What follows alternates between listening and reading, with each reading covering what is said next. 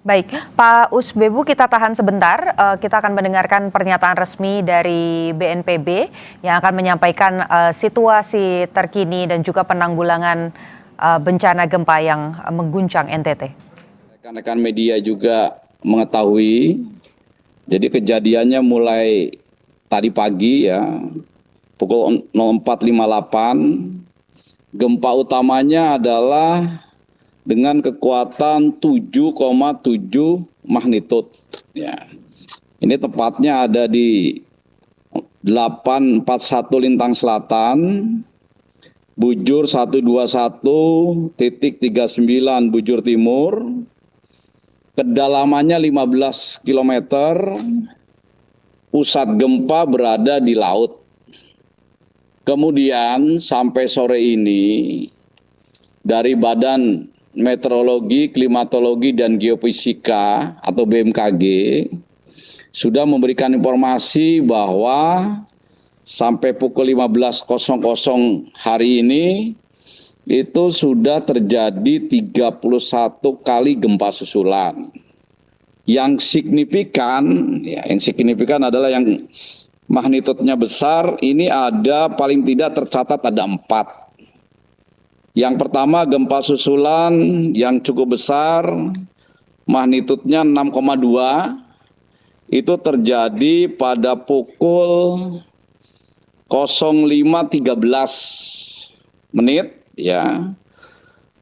Tepatnya hampir sama dengan gempa yang pertama, cuma kedalamannya ini naik. Jadi yang gempa susulan pertama itu di kedalaman 10 km, dan tetap berada di laut.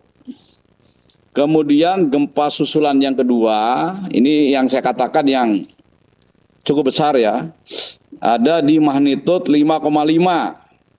Waktunya di 05.13.53 detik. Lintangnya di 814 Lintang Selatan, 120.11 bujur timur, dan kedalamannya di 10 km tetap di laut.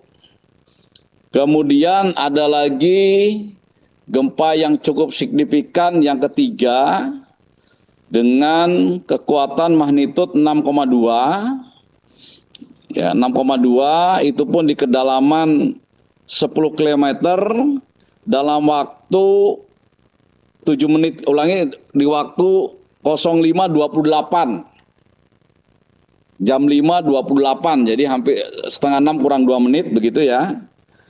Ini di kedalaman 10 km. Kemudian gempa susulan yang keempat yang cukup besar dengan magnitud 5,6 di pukul 05.37. Jadi semuanya yang cukup besar ini ada di pagi hari. Nah, kemudian gempa-gempa susulan yang lainnya, yang tadi saya katakan 31 kali menurut informasi BMKG, itu tidak ada lagi yang kekuatannya di atas yang tadi saya sebutkan.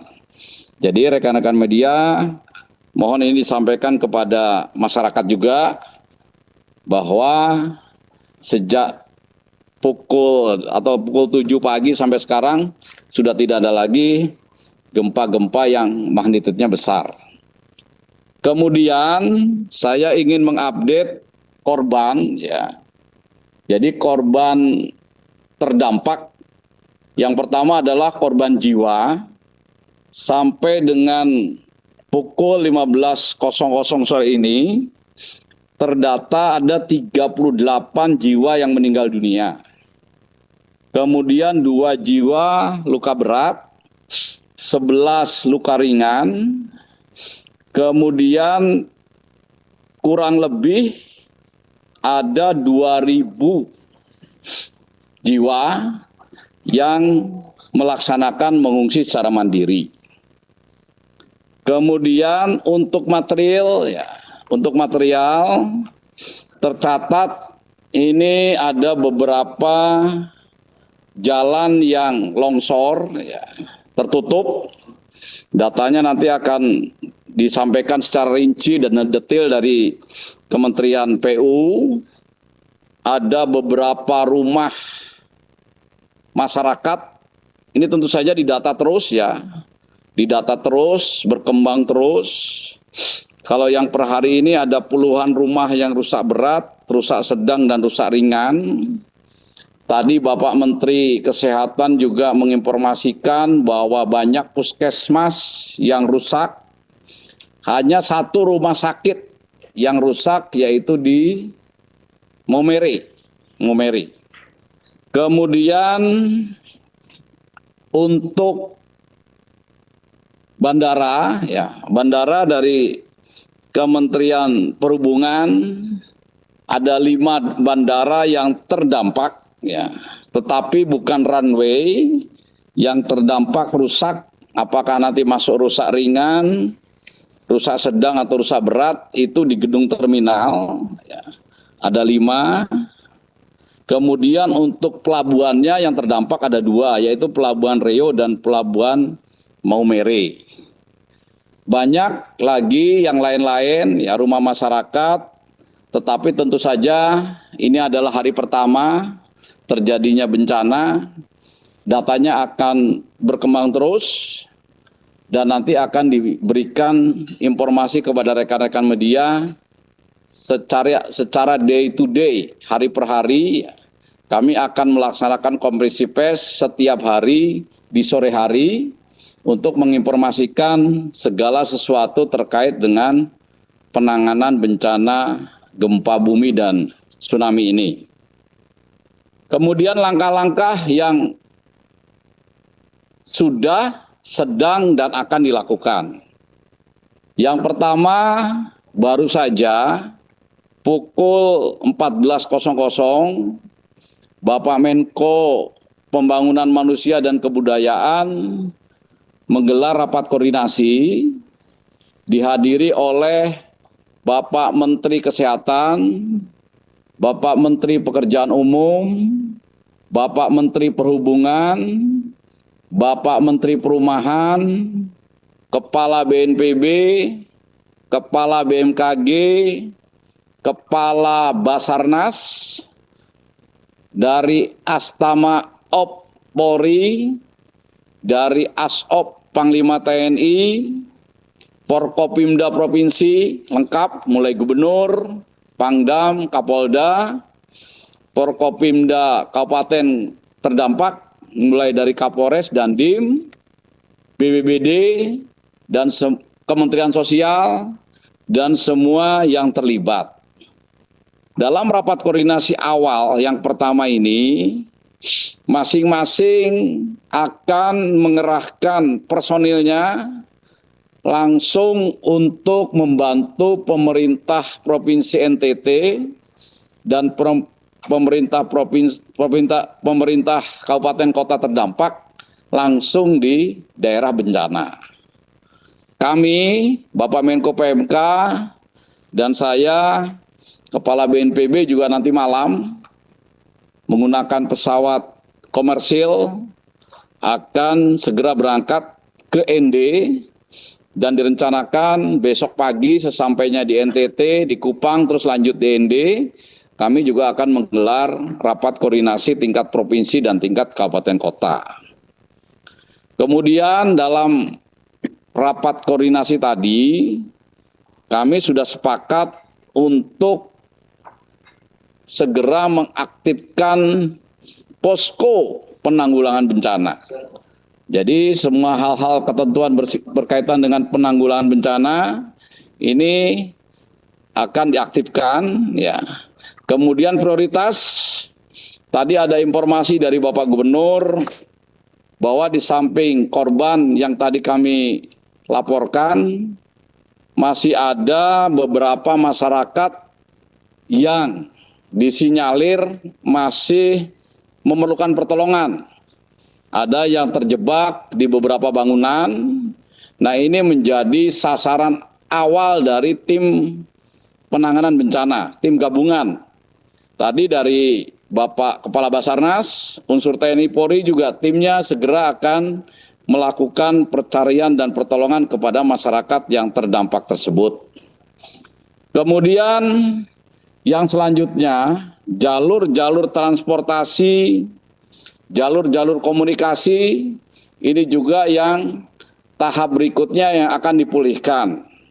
Dari Kementerian Pekerjaan Umum juga sudah mengerahkan personil dan alat peralatannya, segera akan bekerja membuka jalur-jalur transportasi yang mungkin terganggu akibat goncangan gempa ini. Memang dilaporkan ada beberapa jalan yang tertutup longsor. Kemudian jalur-jalur komunikasi sampai sekarang memang belum dapat laporan apakah sinyal HP, kemudian telepon, apakah ini terganggu. Tetapi tentu saja kami juga menyiapkan alat komunikasi cadangan ya, yang sekarang operasionalnya mudah, yaitu seperti Starlink. Tentu saja ini juga akan kita segera siapkan. Kemudian untuk memudahkan pelaksanaan evakuasi, pendorongan logistik, dari Kementerian Perhubungan juga menyiagakan beberapa pesawat, ya, termasuk dari BNPB. Kita juga sudah menyiapkan 2 helikopter dan 1 karapan pesawat Fixed-wing, dan tadi juga dari TNI dan Polri juga menyiapkan termasuk Basarnas apabila dibutuhkan. Berapa jumlahnya, berapa unit yang harus dikerahkan, tentu saja ini nanti setelah kami datang di lapangan, melihat situasi yang sebenarnya, kemudian melaksanakan asesmen, melaksanakan pengumpulan keterangan, baru kita bisa menginformasikan secara jelas dan rinci kepada masyarakat, kepada rekan-rekan media, berapa kira-kira alutsista yang dibutuhkan. Logistik awal, ya, bagi masyarakat terdampak, logistik dasar, makan, minum, air bersih, tenda, tempat berlindung, genset, dan lain sebagainya. Tentu saja kondisi di lapangan masih kurang, ini terus akan didorong. Dari Kementerian Sosial, ini juga untuk 1-2 hari ini akan menggeser logistik dan kebutuhan dasar masyarakat terdampak ini dari kabupaten-kabupaten sebelahnya yang terdampak ringan atau tidak terdampak. Contoh misalnya di Flores Timur, baik Kementerian Sosial maupun BNPB masih punya di gudang logistik yang dibutuhkan untuk masyarakat terdampak. Ini memang cadangan untuk masyarakat yang terdampak letusan Gunung Lewotobi laki-laki yang lalu. Ini di gudang masih banyak barang-barang, ini pun untuk sementara kita akan geser ke daerah terdampak bencana gempa bumi ini. Kemudian dari Bapak Presiden lewat Kementerian Sekretariat Negara juga sudah akan mengirimkan di 1-2 hari ini 50.000 paket sembako. Ini segera kami akan kirimkan untuk membantu kebutuhan logistik awal di daerah bencana. Itu sementara, ini ada yang bisa kami sampaikan, rekan-rekan media sekalian. Mudah-mudahan informasi ini bisa memberikan gambaran kepada rekan-rekan media sekalian. Terima kasih.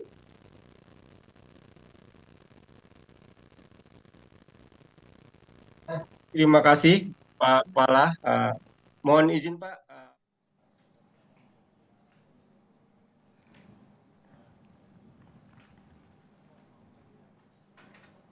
Ya, saudara, tadi kita baru saja mendengarkan bersama-sama pernyataan resmi dari Kepala BNPB, Lejen Suharyanto, yang menyampaikan bahwa sampai dengan sore hari ini ada total 33 korban meninggal dunia. Kemudian juga sempat terjadi 4 kali gempa susulan yang berskala besar, mulai dari 6,2 magnitudo, 5,5 magnitudo, 6,2 magnitudo, dan 5,6 magnitudo yang seluruhnya ini terjadi berdekatan dengan gempa terbesar, yaitu 7,7 magnitudo pada pukul 5 pagi. Sementara di luar itu ada setidaknya 31 gempa susulan yang masih terus terjadi di wilayah Nusa Tenggara Timur. Sampai dengan saat ini di sampaikan total 38 meninggal dunia, 2 mengalami luka berat, sementara 11 lainnya mengalami luka ringan dan tengah menjalani proses penanganan oleh tenaga medis.